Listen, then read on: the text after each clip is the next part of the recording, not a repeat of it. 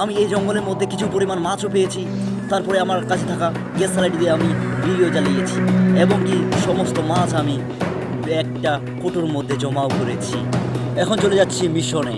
আমার কাছে হেলিকপ্টার না থাকায় আমি চলে এসেছি দাদা খাতারে। আমি জাকির হাসান জ্যাক চলে এসেছি অ্যামাজন জঙ্গলের মরুভূমি এলাকায়। আপনারা দেখতে পাচ্ছেন এখানে একটা পুকুরও রয়েছে।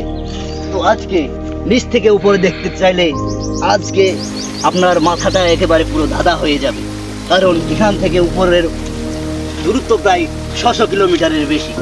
তাই আমি রাতটা আজকে আমার এই পুকুরের তলদেশে কাটাতে চাই। এখানে প্রচন্ড বন্যার কারণে মাটিগুলো ধসে ধসে নিচে পড়ে গেছে, তাই এটা ভয়ঙ্কর স্তূপ হিসেবে দাঁড়িয়ে রয়েছে এখানে।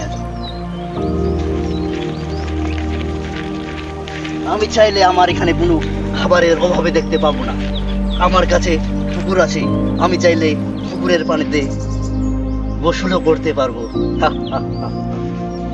আমি সারাদিনের আর্দ্রতায় ক্লান্ত, এই ক্লান্ত শরীর নিয়ে আর আমাকে বেশি দূর হাঁটতে হচ্ছে না আজকে।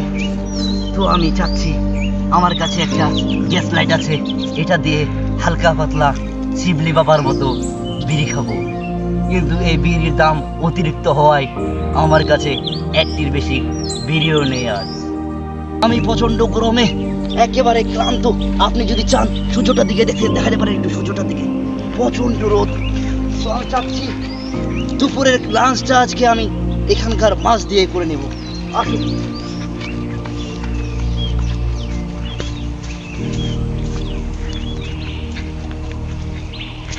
আমি আমি আপনাদের দেখাতে চলেছি যে এই পুকুরে কতটা পরিমাণ মাছ আছে। বিসমিল্লাহ বলে আমি নেমে পড়বো এই পুকুরের মধ্যে। দেখি মাছ পাই কিনা।